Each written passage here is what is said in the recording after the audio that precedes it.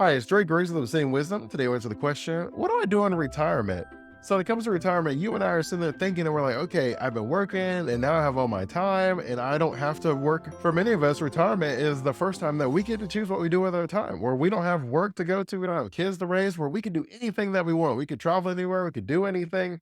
But then we'll sit back and we'll say, okay, well, now that I have all this time, what do I want to do? And I think that that's a great question. And I would tell most people the first thing I would do is I would literally sit down and I would write out like 50 goals. And I know 50 sounds like a lot, and it sort of is. But what I have found is that if I had you make the list of 10 things, you're probably going to talk about the squeaky wheel, the things that are the most annoying or at least the most burdensome parts of your life. Where you're like, man, if I can get this solved, if I can get this paid off, if I can check this box off, then it'll get the weight off me and I feel a little bit better. But when you start talking about things like 45, 46, 47, 48, 49, 50. Well, now we're really tapping into something a little special where now we're talking about things that really bring a smile to our face. Because realistically, by the time you list the goals that are like 40 and higher, you probably got rid of a lot of the stress in your life. Right. And the truth is, there's probably like 10, 20 things that are really stressing you out. And if you can get those 10 or 20 things situated, you would then feel in a much better situation.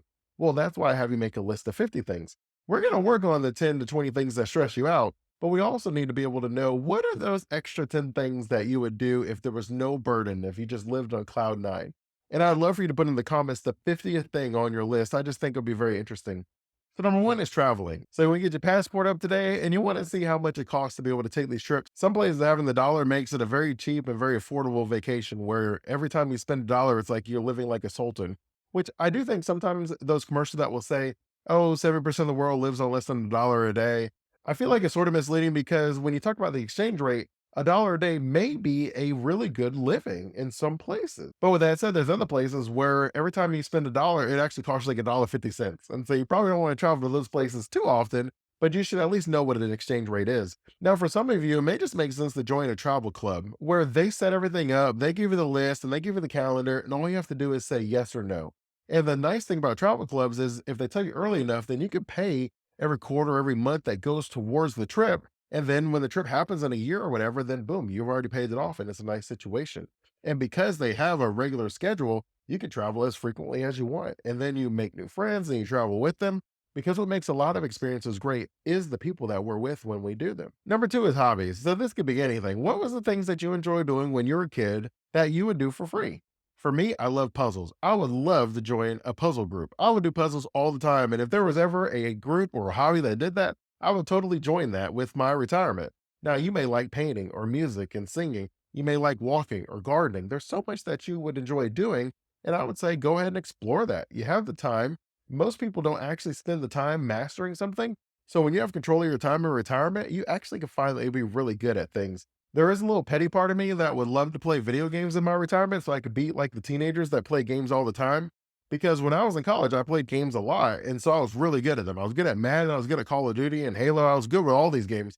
And then as I got older and had kids and started working and starting a business, I went back once to play and I just got demolished. Every time I spawned, I died. Like I was really bad. And I had realized that it was because when I was younger, I didn't have as much to do. So I played all the time and I was really good. And as I got older and got a life, well, I started getting beat all the time. So obviously I stopped playing because it wasn't fun to just die all the time. So there is a small part of me that when I retire, who would love to go back and play the games and just beat those kids again. Now, granted, the kids that beat me, they're probably in their 50s or something, so that would be kind of weird. But anyways, I just wanted to share that with you that it could be anything that you've been kind of thinking about where if I had the time to do it, I would. Well, the beauty of retirement is you have the time to do it. Number three is education. So I remember when my wife went back to get her master's in accountancy, that they said, hey, the youngest person here is like 11 years old, and the oldest person here is like 81 years old, which was pretty cool on both ends. Like that was kind of crazy. So when it comes to education, again, this may be something that you would have done, and for whatever reason, they just wouldn't have made that much money. So you just want to be practical. Where this would be your time, where if you want to go back to school for underwater basket weaving, you go back to school for underwater basket weaving. And then you have the time of retirement to work towards that.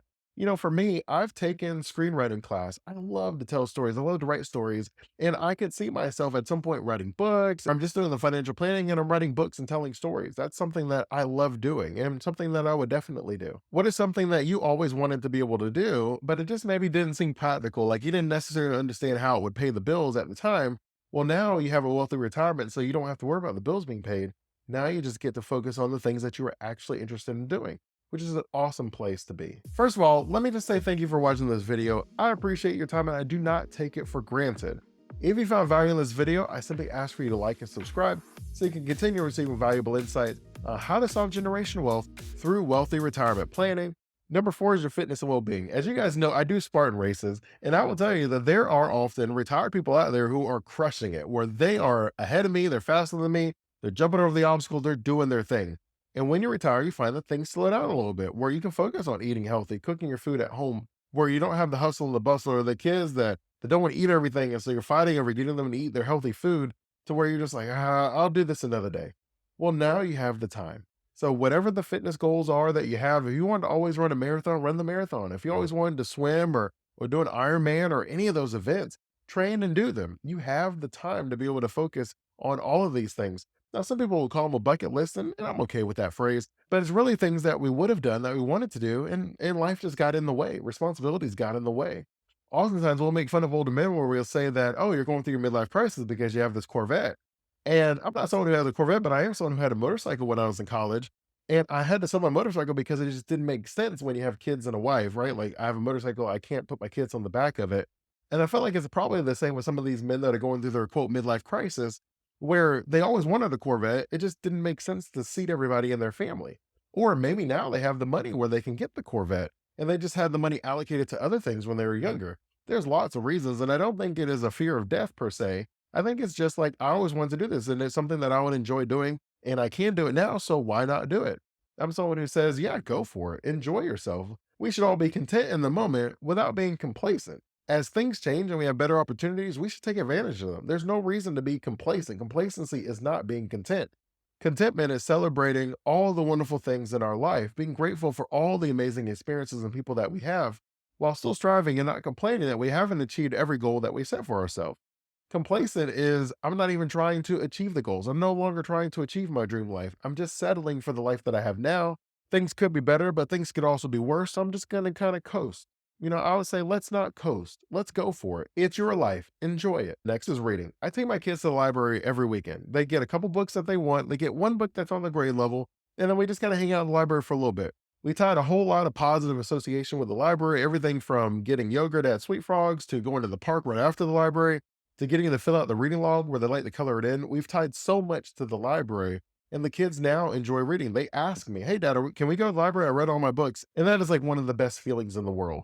And as someone who's normally going 100 miles an hour where I'm managing so much stuff, it's very hard for me to sit and read for enjoyment. Now, I do find the time to read for my craft because it's part of the business. I'm improving the quality of the product that I offer. And so as a result, it makes sense for me to allocate the time to reading.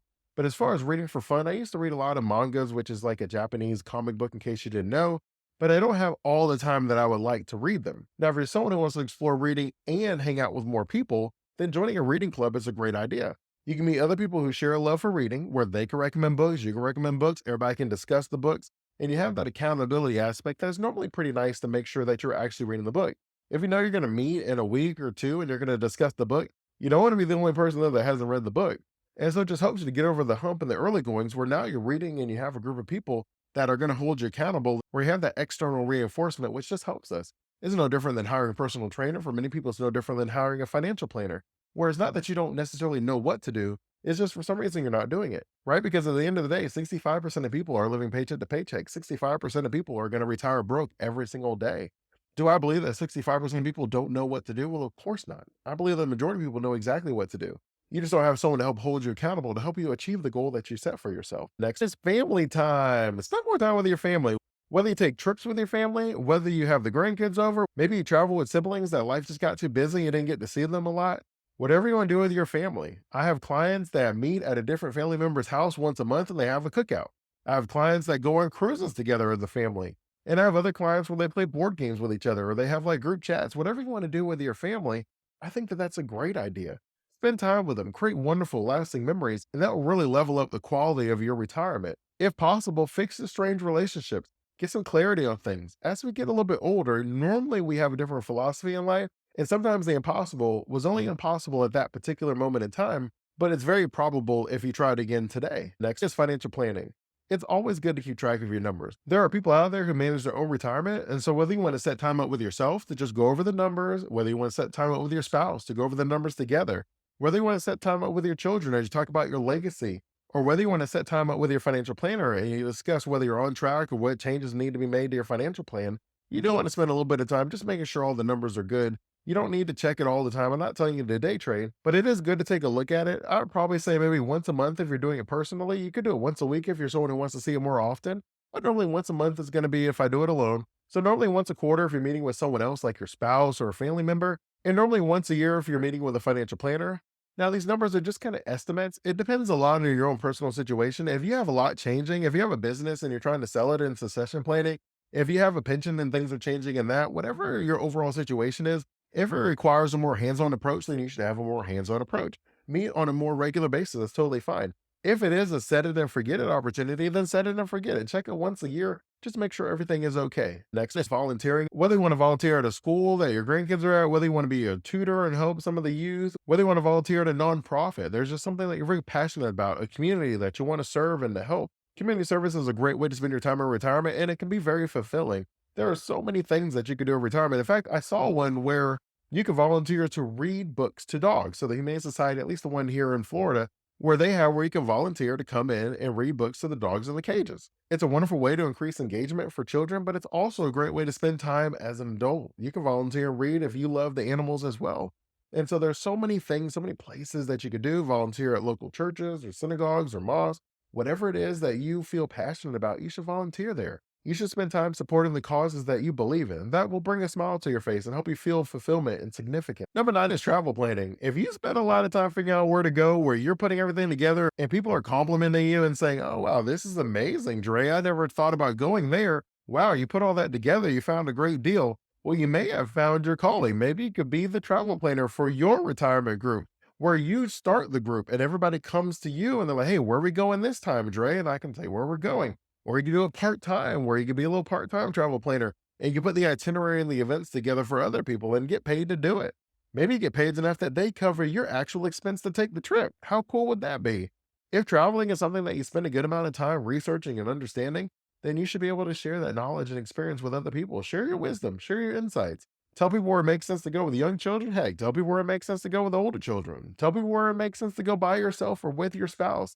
For the most part, people love to travel and they love for things to be simple. So being a travel planner helps you check off both boxes for someone else. And that leads us nicely into number 10, which is entrepreneurship.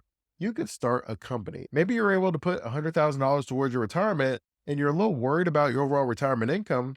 Well, maybe you can spend that $100,000 and buy a business that then cash flows $5,000 a month and gives you the money. If you have a significant amount of money in retirement and you just have something you always wanted to do, I remember reading about someone who was very interested in wine collecting and they ended up buying a winery and that's what they do for their retirement. So they kind of put a bunch of things together. They get paid to do their hobby, which is also their passion, is something that they love doing. And so they were able to do that and it funds their retirement and they enjoy every day working in that business. Entrepreneurship and retirement should be fulfilling and bring a smile to your face. I remember a few months ago going to this ice cream shop and I met the owner, and the owner was probably like a 70-year-old lady, and she had just bought the business. And it was very clear that she was doing that with her retirement. She had like that family environment with the kids and stuff. So she kind of hung out in her ice cream shop and then she got to give the kids ice cream. And that was very rewarding and fulfilling for her. Now, naturally, it also gave her stuff to do with her time. And then she has some employees, but she was there and she's there almost all the time. And I could tell that it's something that she's very passionate about, something that she enjoys doing with her time. Sure, you could be an entrepreneur in the sense that you're a passive owner where you own maybe like 15 franchises. And obviously, you don't go inside of each of them. You have a district manager that goes to each of them and makes sure it's run well. And then you just get the check. That's totally fine as well. But for others of you, you want to be a part of the business because it's something that you enjoy and want to spend your time doing. And in retirement, why not? Entrepreneurship and retirement gives you the beautiful opportunity to combine both the income and the hobby and experience and joy. Number 11 on our list is home projects. You may feel like it's time to move and to downsize. You may feel like it's time to update the house where maybe the flooring needs to be redone. Maybe you want to adjust. I've had clients where they feel uncomfortable walking upstairs, right? Like their knees hurt, but the master bedroom was upstairs. And so they had completely redone the downstairs to turn that into the master's bedroom. There are so many things that you can do with home projects, but a lot of people enjoy doing it. If you watch HGTV, then believe you me, you'll be spending money on your house within the next few months. That's just how that works. If you're watching, if you're reading, if you're following along, then all you can do is think about your house and things that you want to update in your house. Which is why, if you don't want to do home projects, do not watch HGTV. It is going to mess it up for you. If you do want to do home projects, then okay, watch HGTV. They're going to give you some great ideas, and maybe you could do it yourself over a span of a few months or a few years, or maybe you could pay someone else to do it. For me, someone who likes to do puzzles, I find a lot of home projects is like doing a puzzle where I'm trying to figure out exactly how to do it. Am I going to mess anything up? Am I going to break anything? Because I have. But like I said, I have about an 85% success rate. I haven't messed up much, but the things I have messed up, my wife doesn't let me forget. But doing home projects is a great way to spend your time in retirement if it's something that you like to do. And you'll be able to see the results, which is kind of one of the things that I like. I like to see the results. And so for me, if I have the time, it would be something that I would enjoy doing. But again, that's not for everybody. So it depends on you. Number 12 on our list is cultural expansion. So you want to try new things, maybe go to a nice fancy theater, maybe go to a concert or an art gallery, learn something new where you get to hold your pinky up when you do it. All of these will be new cultural experiences, and why not expose yourself to them? Normally, you find the difference between cultural expansion and traveling is normally cultural expansion is things that are going to be local, not too far, but you can like drive, maybe fly a short, like 1 hour, 30-minute flight. It's going to be relatively close. It could be a Taylor Swift concert for all you Swifties out there. It could be a band that you loved when you're growing up and they're having a farewell tour and you want to see that. It could be going to see the Nutcracker in different plays. It could be going to Broadway shows. It could be really anything. But generally speaking, this is going to be something that's more local, whether it's local on a state level or a national level, where you do travel a little bit inside the United States. But cultural expansion is normally going to be exposing yourself to something that you just haven't done before. And so cultural expansion could be going to a museum or some event where you learn about a different culture. They're traveling, the environment, the music, and the food that they ate, where you really get immersed in the culture. And a lot of people enjoy that, where it just expands your horizons, where you're able to learn something new. And you'll be surprised at how many local events are going on that you just never even knew about. But now that you're retired, you can explore and research and find these events, and you can travel and go to some of them and enjoy yourself and try new things. And last but certainly not least is relaxation and reflection. So there are some people that would say, look, Dre, I don't need to fill up my calendar with all this stuff. I just want to kind of be able to relax. I've always been busy. My work always had me traveling. I have all my kids, they're always asking stuff of me. Dre, I just want to be left alone. I just want to watch the sunrise, meditate, relax, write in my journal, and just do nothing for a while. That's what I want to do, Dre. I want to do nothing. Maybe I'll go golfing, maybe I'll go fishing. I just want to be alone and I want to have a nice slow pace. If that's something that you want to do, of course you can do that. And for many people, they do that. Now, I will say for the most part, they don't do that very long. Even if you did that for a year, then you would probably incorporate something else. So let's say you started meditating, you woke up, you meditated, you did some yoga and different things. You would slowly lean into something else. And I'm not saying you're going for gold where you're literally traveling all across the country. You went from one extreme to the other, but maybe you'll lean into the overall health and well-being. If you're relaxing, maybe you'll decide, okay, well, meditation's working for me. Maybe I'll pick up a gym class or two. Maybe I'll join a running group, right? It leads into these other things where you're still relaxing, where you don't feel a burden or obligation to do things, but you slowly add some things where, okay, well, I'm going to join this running group, or I'm going to join this walking group, or I'm going to join this exercise group at this gym. Maybe I'm going to start taking hikes in these different places, where slowly but surely you're starting to creep into some of these other things that we mentioned, but you're still relaxing, you're still enjoying yourself, but you're expanding your horizon, you're trying new things. So it really depends a lot on how you feel. If you're someone who spent a lot of your time traveling and everything was 100 miles an hour, then so yeah, you'll probably enjoy slowing things down a little bit and just enjoying the sunrise. And I think that'll be a great way to spend your retirement. There's no obligation for you to fill your calendar up with a whole bunch of stuff every day if you don't feel like doing it every day. Heck, you may start off strong and then slowly you'll decide, yeah, this isn't what I thought it would be. And then you slowly free your schedule up. For others, you may have felt so burdened for work that you felt like you barely made it to the finish line that, yeah, you may just want to take a moment to yourself and relax a little bit. Now, we may laugh at it, but yeah, there are some 18-year-olds once they graduate high school, they feel like they don't want to go straight to college. They want to take a backpack trip. They want to take a year off and just kind of relax and do their own thing. Now, granted, you and I would say, well, come on, dude. Like, I don't know if that's that big of a burden, but everybody lived a different life. So it may be a big burden for someone where they needed that year off. And so for you, it would be no different than that. If you feel like you need a year off, take a year off. If you feel like you need more, take more. It's your retirement. It's your life. It's your time. I just want you to enjoy it. Until next time, remember, stay safe and enjoy life.